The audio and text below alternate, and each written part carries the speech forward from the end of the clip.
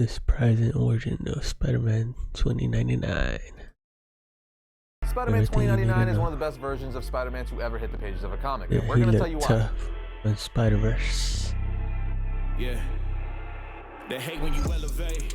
What's up, my comic comrades? With Spider-Man 2099 being a central part of He's gonna Spider-Man cook so Across the hard. Spider-Verse Part 1, we're here to give you guys an updated look at the character's comic book roots. I say updated because we did a full-on history of Spider-Man 2099 back in 2017. But that was 6 years ago, so today we're gonna run through the character's foundations as a refresher of sorts. Alright, Spider-Man 2099 was created by Peter David and Rick Leonardi and first appeared in The Amazing Spider-Man 365 in August of 1992 as a Right, they preview made him before so getting his first full badass. appearance in Spider-Man 2099 1 in November of 92. The man who would become Spider-Man 2099 is Miguel O'Hara. He's half Mexican and half Irish, and for those of you who are good with dates, you may have already Mexicano. realized that means Miguel O'Hara beats out Miles Morales as the first Hispanic Spider-Man. Just a little fun fact for your trivia bucket. In any case, Miguel O'Hara hails from Earth 928 in the year 2099 and was the head of a genetics department for the Alchemex Corporation. He was a brilliant scientist who specialized in genetic splicing and always toyed with the idea of recreating the original Peter Parker Spider-Man. But his plans took an unexpected turn. Enter Tyler Stone, Miguel's boss, who was the definition of a terrible boss. To keep his employees under control, Stone would secretly get them addicted to a highly addictive drug called Rapture, and Miguel was no exception. However, Miguel was determined to find a cure for his addiction, and so he attempted to rewrite his genetic code to eliminate his body's dependence on the drug. Unfortunately, his co-worker Aaron Delgado sabotaged his experiment to prevent him from succeeding, causing a always this catastrophic experiment, explosion. bruh. Aaron was the person on the job that would do whatever he needed to do to get promoted. Every job has one of these people. You know what I'm Right. talking about. Anyway, Miguel survived the explosion, and when that douche Aaron doing started to everything threaten for him, the he company, realized that bruh. Miguel emerged from the explosion with some new features, including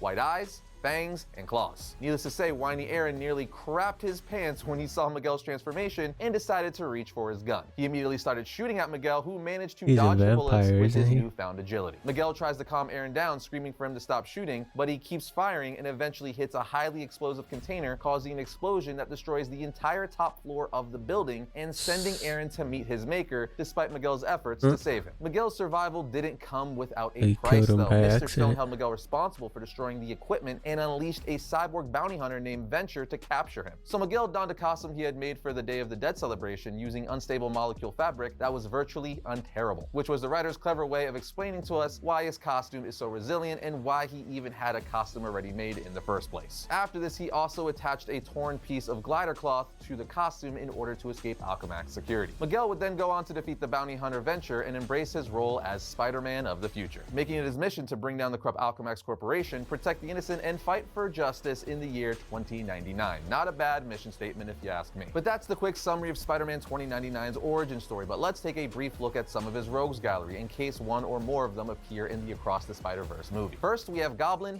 2099, the futuristic version of the Green Goblin who possesses even more Damn. advanced technology. After that, you have We need to Cannibal, who see is that. essentially the future version of Vulture and a Bro, darker take what? on the character. You then have 2099 Flipside, Green who can mimic Goblin? both Spider-Man and Venom's powers, and Venom 2099 himself, who is one of the coolest villains in the 2099 universe. Lastly, one of the most significant gotta villains see for that whole Spider-Man universe 2099, at this especially point. in relation to the Spider-Verse, is Morlun and the Inheritors. While they're not villains from the year 2099, they were the big bads in the Spider-Verse story and one of the most formidable enemies Miguel has ever faced. And honestly, we would not be surprised at all to see them emerge in the new movie. As for Spider-Man 2099's wouldn't be power mad set, at he it. possesses unique powers and abilities that set him apart from the original Peter Parker Spider-Man of Earth 616. For instance, he uses organic webbing that's made with spinnerets. But one of the key differences lies in Miguel's enhanced strength and agility. As a result of a genetic experiment, Miguel possesses greater physical capabilities than Peter Parker, allowing him to perform incredible feats of acrobatics, lift heavy objects, and engage in combat with superhuman opponents. His enhanced reflexes and agility also make him a formidable fighter, enabling him to dodge attacks and maneuver really quickly in battle. Another significant difference is Spider-Man 2099's ability to cling to surfaces with talons on his fingertips and toes. He got Unlike the some hard traditional web slinging music, abilities too, of Peter Parker, Miguel relies when on he these comes on talents to screen. stick to walls and ceilings, granting him greater freedom of movement and the ability to navigate vertical environments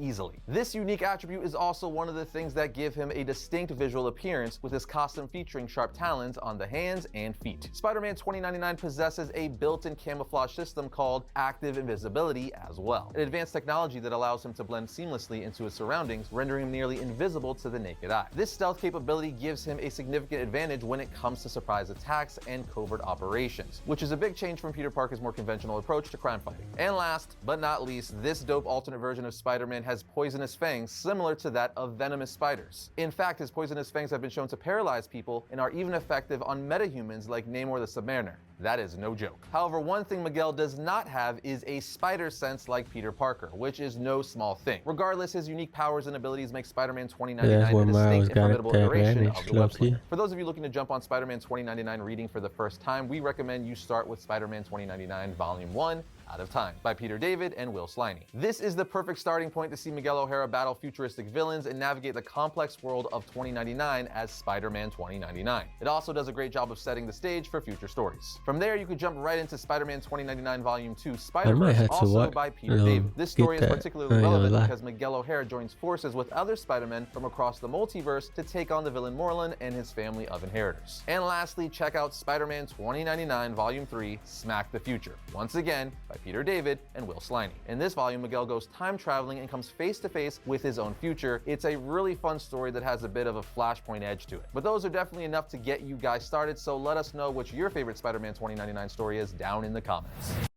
This holiday at T-Mobile, family Today. Adios.